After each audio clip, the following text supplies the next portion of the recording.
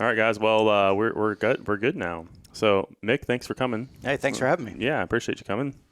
And then, of course, special co-host today with me, Mr. Mike Glass. I'm going to try not to get Mick and Mike mixed up. So I apologize in advance if I do. We'll answer. We'll answer. Yeah, both, and they're both wearing black too. So it's going to be whatever. But Mike Glass, as you guys may have recalled, he was on episode 57, which I had to remind myself before we got started to make sure I was close. You were? I was close. Mike is the executive director of our law enforcement division. So obviously with Mick coming in here at First Responders Bridge, this would be a great topic for both of you guys and ourselves to connect with. So before we get too far, Mick, let's go ahead and introduce yourself and then go introduce First Responders Bridge, and then we'll get into the organization. Yeah, my name is Mick Yinger. I retired from the Columbus Police Department. I spent time in the Patrol Bureau, short time in the Narcotics Bureau, and the majority of my career as a covert detective in what was called the Strategic Response Bureau.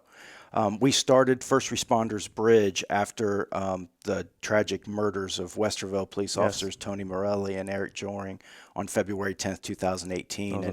And what we do is we provide 3-day confidential, expense-free retreats for active and retired first responders and their significant other who are experiencing depression, anxiety, PTS, or just feel the years on the job have changed them or their families from what they were when they first started. Oh, I'm sure. Yeah. So that's awesome. Now, going back to your career, what made you decide that you wanted to be an officer? Or take us back to the beginning of your career, I guess, as well. Yeah, my whole family are police officers. Okay. It's like Blue Bloods. I mean, it's Tom Selleck. I think I was the 8th person in my family to be a police officer, but I didn't grow up saying I want to do this. Okay. I wanted to be a school teacher and a football coach, and then I went to 1 year of college, played football, partied way too much, and next thing I know, I became a police officer. You don't know anything about that, do you? No, not at all. Yeah. Now, are you originally from the Columbus area? Or? Yeah, from Westerville.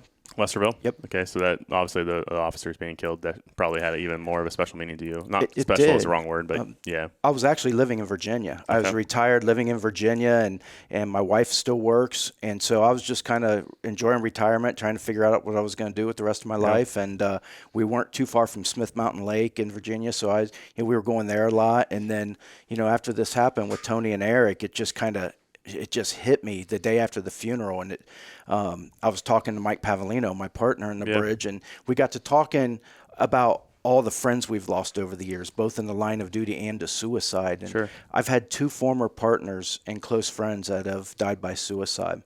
I've had a former academy classmate die by suicide, and then I was forced to take someone's life out of a shooting. So I know not only what the person goes through, but what the family goes through as well. And I'm here. I'm glad to have you here. Obviously, Vance is a huge supporter of the LE. As some of you may have heard, even in last week's episode with Rich, our foundation with LE started a long time ago between Rich's dad, Richard H.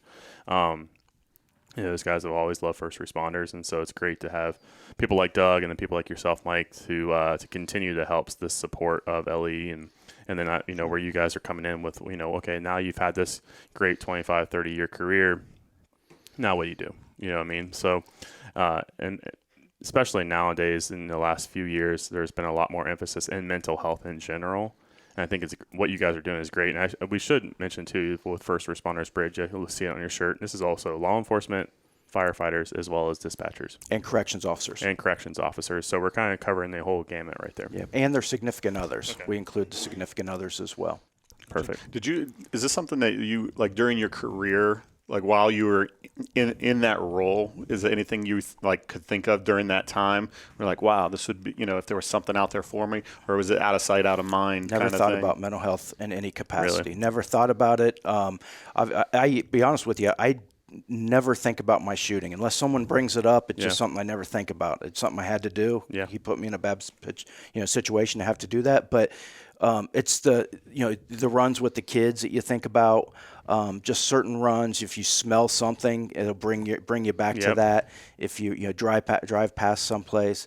But I never said it'd be great if we started this. It happened. I mean, like right after Tony and Eric and when Pav and I were talking, we just wanted to do something to make a difference. And then we weren't even sure what we wanted to do. and Pav had done. He retired as a detective from Westerville, but he did 4 tours overseas as a Chief Warrant Officer 3 in the Army. And so we started talking about, what do you guys do in the military? And then we landed on retreats. And then what we did was, and I'm glad we did this, we got together with Ohio Assist and Save a Warrior. Because we wanted to know, they were the 2 big, nonprofits doing mental health in this area. And, we didn't want to reinvent the wheel. So we met with them. Okay, what do you guys do? And then so we landed on our retreats are educational and informative. We're trying to break that stigma. And then on the last day of our retreat, what we do is we refer people out to Save a Warrior and to Ohio Assist because they're great organizations. Perfect. Now going into these retreats, we may be getting too far. Let's go ahead and we'll get back into the retreats because it's obviously a key component of the organization. But Sure. Going in, so those 2 officers were killed in the line of duty. I think if I'm not mistaken, within that, there's like a 3 or 4 year stretch where we had several officers killed in Central Ohio alone. The Danville officer comes to mind, as well as Kirkersville officer comes to mind as well. Steve Smith before this. Yeah, exactly. And so that there's like a period there where the LE community was really getting beat up pretty bad. And of course, all the social unrest and things like that happened years following that. It's been a rough stretch here right now for the guys and gals in blue. And so, that incident kind of created this opportunity for you to make a difference in these people's lives. Take us through that first initial conversation of kind of how you wanted to get this started, what kind of organization you wanted to do, and then how that kind of snowballed into what you guys are today. So when we landed on retreats, we knew that we needed to start with a foundation of 4 things. And this was our initial discussion. Then we started putting a team together, and we said, no matter what we do, we have to include the spouses and the significant others because they walk with us every step of the way, even when we don't let them. Second, we knew that we had to include the dispatchers and corrections officers because when you think about first responders, you usually don't think about them. And I'll be honest, I tell people this, that, when I was on the job, I didn't think about mental health at all, but I especially didn't think about what they go through. Yeah. And then third, we wanted our attendees to hear the name of Jesus at every one of our retreats. It's not a religious retreat, but we do want to give them that, have a speaker speak about what helped them get through their traumatic events. Yeah. And then fourth, and I say this as a joke, but it's true. Mike and I knew that if First Responders Bridge was just led by me and Mike, it would fail within the first year. So we knew that we had to put a great team around us for the bridge to succeed. And that's exactly what we did. We put the bridge is made up of first responders, clinicians, and business leaders. And, people, like Doug Vance is on our board. And we just have incredible board members that really work hard and they're the reason for our success today. That's perfect. Yeah, I'm glad you said that because I was going to mention Doug. Yeah. How have you seen it grow from, was it 2018 Yes. said, till now? How have you seen that progression? So our first retreat was actually in February 2019. It took us a year to get all the the incorporations and nonprofit. That was a lot of fun, getting all that taken care of. But government always is. Oh my gosh! But so it took us a year. Had our first event, but our retreats are completely free of cost. We pay for their lodging. We pay for the speakers that come from across the country, and we pay for their food for the entire weekend. And awesome. if someone flies into Columbus from another state, we even have a car service pick them up at the airport and bring them to the hotel because we don't want finances to be the reason someone doesn't get the help that they need and deserve. And to answer your question, what we've seen the most is just the increase of sponsorships. That are helping us fund this. Yeah, I was going to ask that. How are you marketing that, or how do you ask for assistance? Because obviously there is an expense. Obviously you don't want to, put that on, an attendee. But no. How are you going about that to get those sponsorships? I told my wife I'd become a professional beggar with nicer shoes and nicer teeth because it's that's so, that's not Pav and I. That's not. We're just not used to that, going out and asking people for money. But the more people that are calling me in the middle of the night, knowing that there's a resource out there that they can turn to, and they're crying, they're suicidal, we're getting them help, I'll ask any business or anybody for donations because I just don't want to see anyone, not come and then decide to make a bad decision. And so we have some amazing sponsors, American Electric Power, Mount Carmel Health, AT&T, NetJets, Bryant Heating and Cooling. Yeah. Just amazing. I was gonna say, Coasting Construction. Just amazing sponsors out there. I was going to check out the website, and there was a lot of big names on there as well. You mentioned flying in. So with this retreat, I guess I want to make a point too that you guys aren't necessarily focusing on folks just here in Central Ohio, correct? Correct. You are branching out all across the country. Correct. We've had just under 1,100 people attend our retreats from Okay. 36 different states. That's amazing, man. That's great. This Yeah. thing, that's potential of 1,100 plus family members' lives. I mean, how many people are you touching? Yeah. Well, and I saw, you'll have to correct me if I'm wrong. I was reading through, I think maybe another podcast you did, but it's something like the rate of suicide or the number of suicides was more than like the line of duty deaths. Yep. Between all those service members combined. Yep. Is that true? So each year, excuse me, sorry.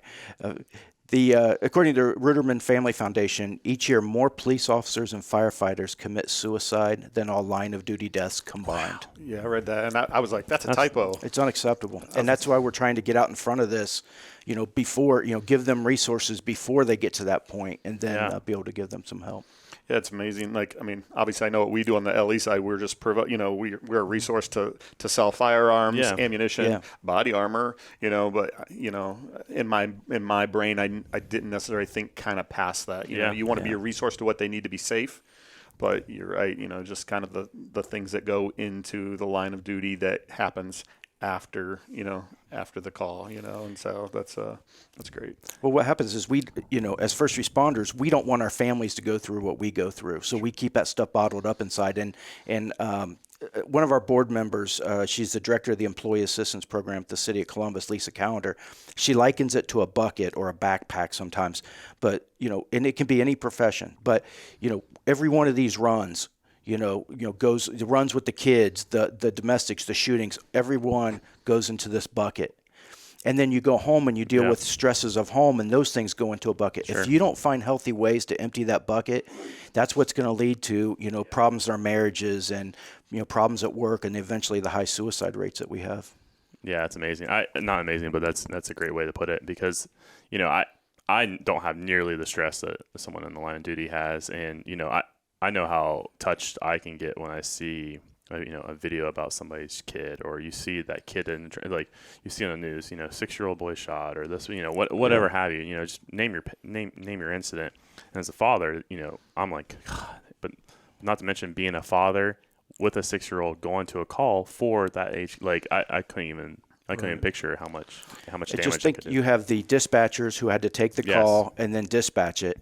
Then they're sending their friends into a dangerous situation, and that's something I never thought about. But then you have the law enforcement officers that are usually there first on the scene, clearing the scene, dealing with that. Then you have the medics coming, and then eventually when there's arrest made, you have the corrections officers dealing with the people they arrested. There's a lot of people that are touched by this. Yeah, I think it's important that, especially what you guys are doing, keeping attention on it, because it's easy. Like you said, we see it in the news every day. I mean, every hour you could find a new article about someone did this or someone did that, and it's easy to you could easily become desensitized to the news of what's happening. Therefore, the people who not only is that desensitized to us listening, but to the news that's happening. But I'm assuming the same thing for the first responders. To them, it's like not that anyone doesn't care, but in their mind, it's like another one. It's just another day, right? And that stinks, So you mentioned COVID, and one thing that we've noticed is, and then you had the civil unrest, and is the complex traumas. It's not maybe just that one traumatic event that happened, but it's the stress over time and over time, and now you have administrations that aren't backing them up. You have people that are especially on the law enforcement side. They're the low hanging fruit. It's easy to pick on the law enforcement when, but when we first started the retreats, the first few retreats, we were very heavy on the firefighter side. But since COVID and since all that happened, we're more heavy on the LE side. The LE side now. But we get a lot of both. Yeah, it's funny, man. Firefighters are everyone's hero, right?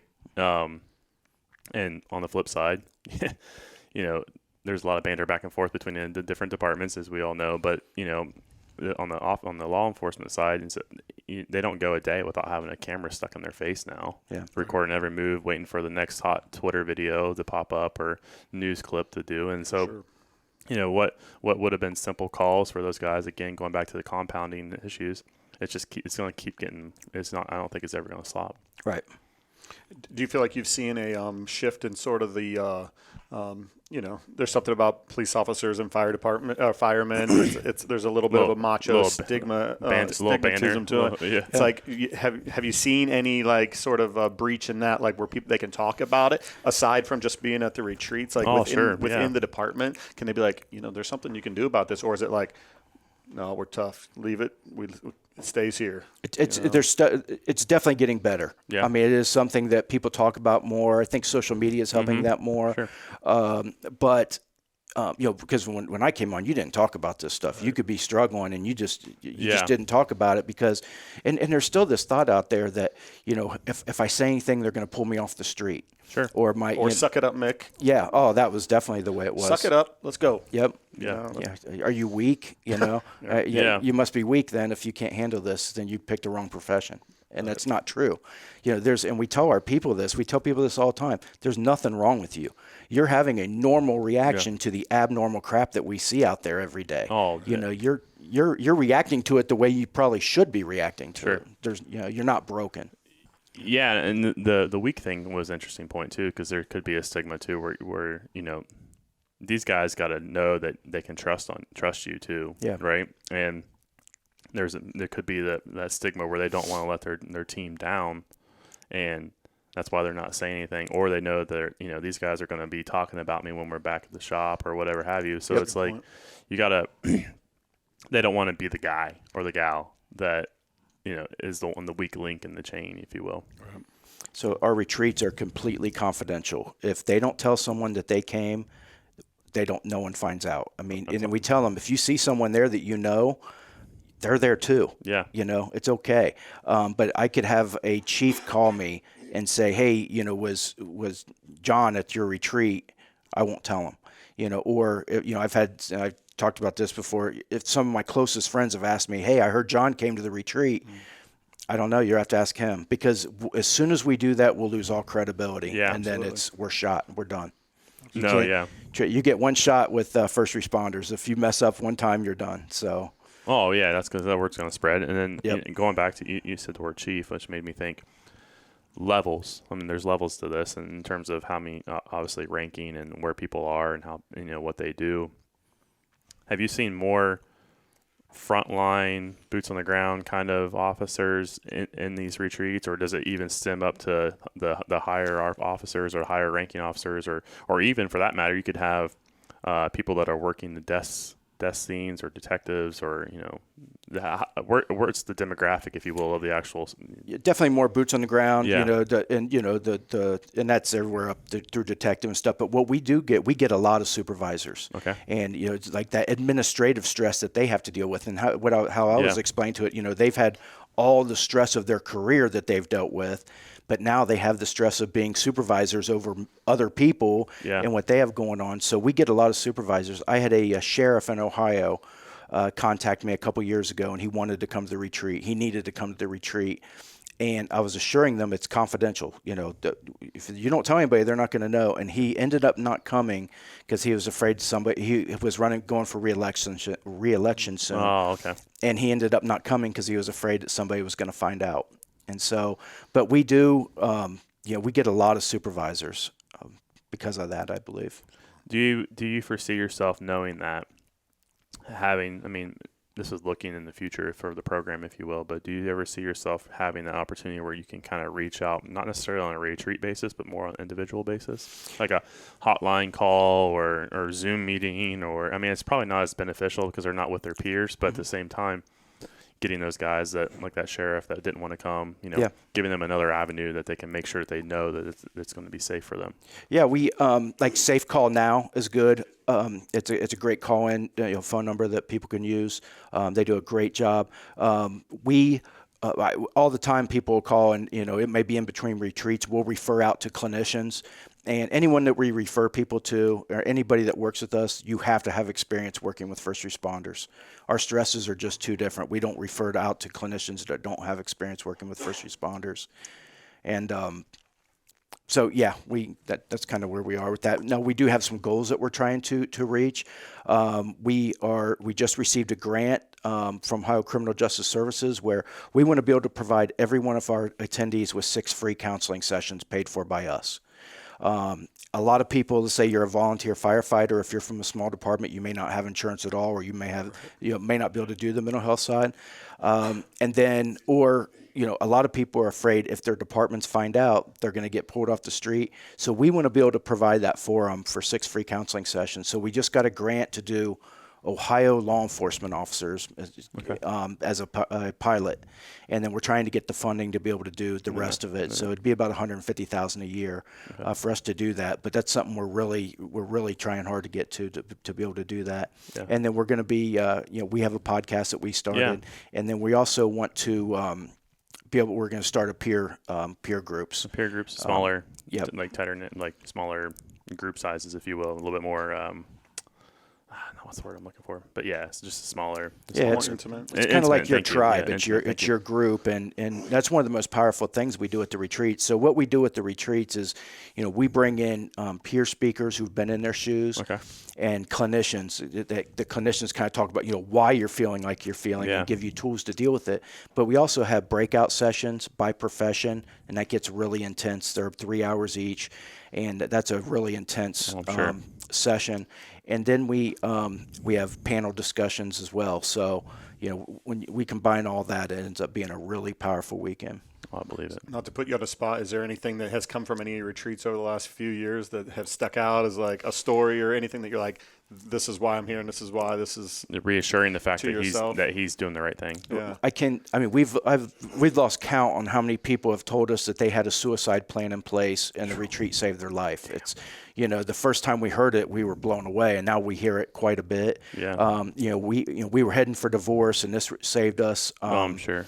Just some friendships that we've gotten. I mean, some people that I thought there's no way we're going to be able to help, and by the end of the weekend, they're hugging us and crying us, and you're crying, and it's pretty powerful. So yeah, there's definitely certain people that I still stay in contact with that just that's my tribe. I'm their tribe. Sure. What I mean? We're and so it's pretty powerful. I can imagine as a former police officer or firefighter, I'm thinking more for you. Like as a police officer, your whole career has been dedicated towards this one thing, and then you retire. And said you were living in Virginia, kind of figuring out what you wanted to do when you grow up. Yeah. Like I assume you probably almost feel like you lose some sort of identity with yourself. I don't know if that's true or not, but is that something that either happened after you retired and this has kind of replaced that and you're like, now I know what I want to do, or did you have a plan for yourself once you retired? No, it's absolutely. I did not have a plan. I had 3 of my vertebrae fused together and had to retire, and I love the job. I did not want to retire, and so I did feel like I lost my identity. And for about a year, I won't say I was depressed, but I was just trying to. What do I do now? This is my life. I've done this for 21 years now. Now what? And it did, and it does. It's doing this with the bridge. First of all, we're helping people, and that's what we do as first responders. We're helpers, and also it's just that camaraderie. You know what I mean? Just being around other first responders is it's like playing football in high school again. You just have that team, and it's awesome. Yeah, and then there's different walks of life all across the country too. So what you've seen in Columbus your whole career, someone in El Paso. Or whatever is just going to be, they're going to have a completely different set of experiences than you, and you guys can share and really trying to help build a common knowledge across the entire country. And we've grown to, it's kind of like we call ourselves our family because our speakers now, we're going into retreat number 12 now. And so we just hang out and talk so much. It's just like a family now. So we've really grown close, and we have speakers from all across the country from, Minnesota, Texas, Virginia, obviously a lot from here. So that's awesome. How many, so with these retreats, you said they're in Columbus. How many are you doing? I mean, so you're 2018, so you're 5 years in now ish. I think you said your first retreat was in 19. Yep. So in 4 years, you're doing 4 a year, or how many? We're doing 3 a year right now. Okay. Next year, we're going to 4 a year. Okay. It's just about funding. I mean, Yeah, each sure. retreat costs us about $70,000 to do one retreat. Okay. And so it's just all about the funding to be able Yeah. to add it. But we are filling up about 2.5 months early before the next retreat starts. So we know that we need to add another retreat next year. And our goal is to have a second location eventually. Okay. Because we have people coming from all over the country. We've looked at Southwest Florida and we've looked at Texas. So as a second location, but it's just all about the funding. Oh, sure. What kind of capacity have you guys seen at your retreats? I like to keep it right at around 100, Okay. but lately it's filling up a little. We're taking a little bit more than that just because it's so hard to turn people away. I'm sure. And so we're about 100, 115, but it's just I think 100 is more personal. You can get to know each other a little bit more, and the discussion groups are smaller. So that's kind of our. For the discussion, the discussion groups, do you typically break them out based on their discipline, if you will? Yep. So the police officers, I didn't know if you like intermix them so they can kind of see other people's experiences as well, or if they kind of stuck with their core. Just for the one discussion group, we separate by profession. You Okay. have law enforcement, firefighter, Makes and sense. EMS in one group, or a separate group, then corrections. And we have two significant other groups just because there's so many of them. And yes, but the rest of them, they're all together. Do you see a lot of guys and gals bringing their spouses with them? I think we're at about 79 to 80%, depending on the retreat, where they'll bring a significant other. That's awesome. What's the time frame? Like, is it a weekend? Is it a full week? It's a weekend. It's a show up on a Friday, 11 o'clock or so. We get started at 1:30, and then we finish on Sunday at about noon. Okay. Yeah. On Sunday. Now, what I don't know if you may have asked this, but has there been one? Not to put you on the spot, but has there been like one particular scenario that's really stuck out to you in terms of that one defining conversation that you had with one person that just makes you almost blow you back? Yeah, and I gotta speak of this on a high level. But it's a police officer from across the country that came to our retreat, and just a big mountain guy, guy, and he was broken. Just broken. And he, even in our discussion group, he could hardly even just look up and look you in the eyes. It was just, and by the end of the retreat, he's just a totally different person. I still stay in contact with him. I love him to death like a brother. And we text all the time. And just like that, it gives me goosebumps just thinking about it, because he's a great guy. He's just the job and some other things, Do you feel, I know we were talking about the buckets, do you think that it's more like a totality of a career that has led most people to you, or specific events, or is it a good mix of like this event happened and I don't know how to deal with it, or I'll be honest with you, what we're finding, or what we find, a lot of it starts back at early childhood trauma. Really? And then a lot of people then will go into the military. Yeah. And so you're taking the childhood trauma to the military now as a first responder. It's just trauma, and eventually that bucket's just overflowing. Yeah. And but yeah, I would say it's more like you said, that complex trauma. It just builds up and builds up. Now we do have people that have experienced, they've been in shootings or been shot, and things like that they come, and so. Yeah, especially I hate the fact that we even have to talk about it, but as we continue with these school shootings and stuff, I think that those trauma. I mean, not only is it bad as the shooting, but then again, you got to add the school factor into it. That's a bucket filler, probably. Sure. Big time. So. And a lot of it too is the media. Yeah. So you're out there and you're out there putting your life on the line, and you're working hard, you're doing stuff, and then next thing you know, you're watching the news and everybody's against you. Every story is slanted against you. Yeah. And that has its toll as well. I can't tell you how many law enforcement officers that I know, state highway patrol and local, that would tell you, a lot of these social distress and these bad situations that they've made kind of posterize an entire department across the country. These guys, they dislike that just as much as the people that are protesting in the streets.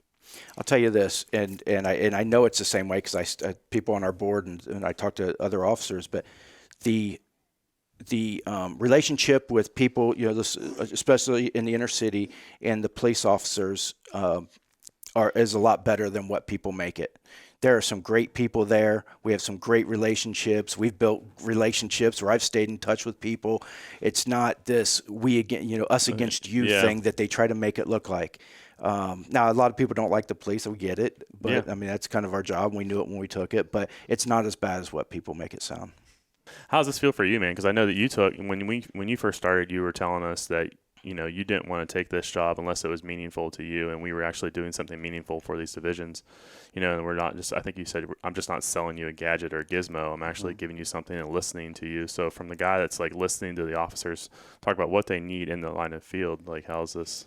Yeah, no, I didn't want to just be out there selling the next thing. It was, we wanted, sort of our kind of, it's not unspoken because we talk about it, but, if you talk to Doug and me and, the rest of our staff, is we want to be a resource to the officer. And I was like, oh, you need a Glock, here you go. You need a SIG, here you go. Yeah. Like, what do you need? What are you doing with it? How can we make sure that we've maximized, what you have and what you're getting for not only your safety, but for, everything else involved with that, like with the body armor and things like that. So to me, it felt kind of refreshing. Again, I came from the healthcare side of things. Yeah. So, I've always, not that I like to have a sense of purpose of what I'm doing, and it's easy to just sell the next thing. Yeah. And so that was important to me. And I fell into that of like, let's be a resource to them. And then hearing this again. So I worked in organ and tissue transplant. So I was on the side that we would actually procure the organs and tissue. Yeah. And then we would watch those organs and tissues being transplanted into patients who need them. And so I would get to interact with those patients after they received a heart of this person who I know who their son passed away. They get their heart, and then you get to watch this mom take, the stethoscope and listen to her son's heart in this patient. Yeah. And if that doesn't move you, nothing will. Oh, my God. Now I get the goosebumps. Yeah, it's giving me chills thinking about. That gives you a sense of, what I'm doing does feel good, because people do want to feel good. They want to take pride in what they do. So this has been important. And then kind of hearing this once Doug introduced us to you, kind of reading about what you guys do. Yeah. It's that next sense of like, there is a component after this, and how do you get involved? And I don't know, maybe we talk about that at the very end. I'm not sure. Yeah, how can our customers, how can the law enforcement customers that we have also know about this? Like, how can they be involved? Do some of them want to donate? You go to Kroger and it's $15.74. Would you like to round up to $16 to save an eyesight? Or whatever that is. I'm just thinking in the back of my head, what can we do?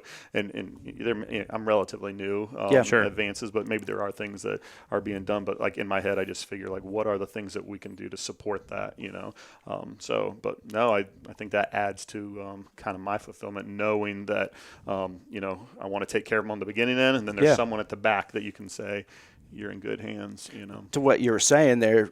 First responders are all about relationships. Mm-hmm. So when they see that you truly care, that's when they're going to say, okay, then I'll give them my business. And if they felt like you weren't, if it wasn't sincere, they would know it, and the word would get out. Because obviously you guys have that reputation of being sincere. Yeah, and to be quite frank, before I even started working here, I've lived in Central Ohio, Newark, Heath area my entire life, and so I knew Vance just from the strict standpoint of Hebron, Ohio, Buckeye Lake, and so when I came here, it's only then that I found out how deeply rooted we are in the law enforcement area. I mean, how deeply nested that division is within this company, and kind of was almost there from the beginning, And so it's great to work for a company and talk about fulfillment. Talking to you and letting people know that we have this service is great. Talking to you, Mick, and letting people know that we support a company like an organization like yourself that's helping these guys afterwards. Yeah, we want you to come in and buy that 365 SIG or 320 or whatever, but at the same time, we care about what you're doing with it and why you need it, as well as the after effect too. It's it's kind of a full circle part here of the company. For sure. So you mentioned earlier, and we're on a podcast. So you mentioned earlier, you guys are sharing podcasts now. I think you said you're on your third or fourth episode now at this point. Yep.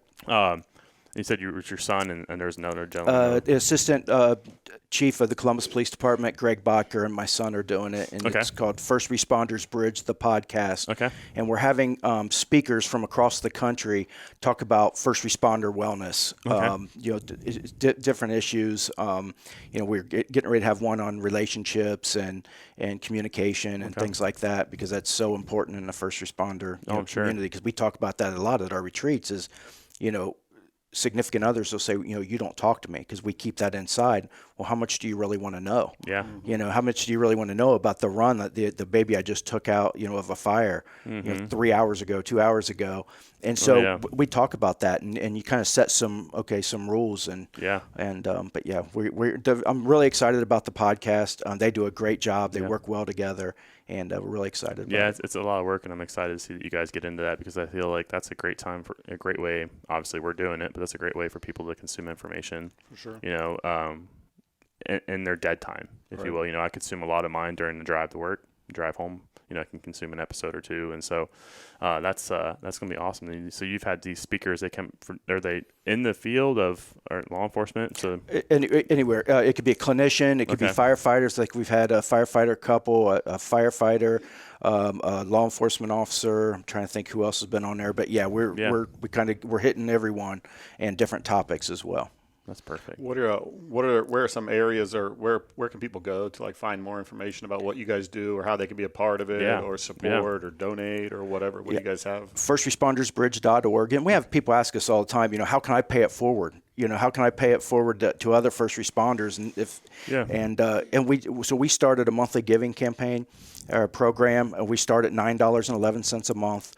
And that just helps us to, we never want to charge anyone for coming to these retreats. And we're getting incredible results. Of the just under 1,100 people that have come, 99.5% have rated it either 4 or 5 stars out of 5. That's perfect. So we're getting great results. But and then sponsors, if there's corporate sponsors that want to join our board, our director of development, Maureen Kosat, does a fantastic job of highlighting our sponsors. She'll come out and do videos with them, showing their support for first responders.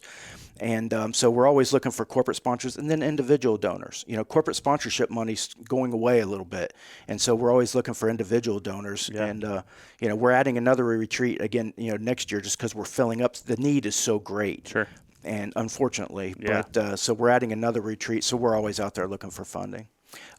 Last year, 99% of all the money that we brought in went to our programs, which for a new nonprofit, that's not sustainable, and we know that. Sure. But we are very good stewards with our money to make sure that we're handling things correctly. And that's important too. I think just a couple months ago I saw a thing, and I won't name organizations, but you have these nonprofits that show that they're for this or for that, and you really dive in to see how much of that money is being allocated towards their service that they're providing.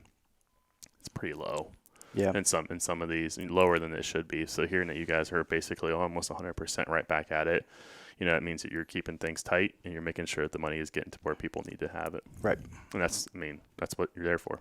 Yeah. When we first started, our board chair, Hugh Cathy, he was adamant. Look, we got to keep that number above 80%. I go, the more, when we grow, it's probably good to go down a little bit, but sure. Because we have to be good stewards of our money, or people won't donate. And we want to do that because we want to help more first responders. Sure. The more that, we want to be able to help more people. So. Yeah, exactly. Yeah. And now how much of the team, within the organization are first responders themselves? Would you have an idea, ballpark? I mean, there's only, one actual full-time employee, because I'm not really I work full-time, but I don't get paid full-time as Maureen. So, but her husband's the assistant fire chief with Whitehall Fire Department. Okay. And so she's got that first responder blood.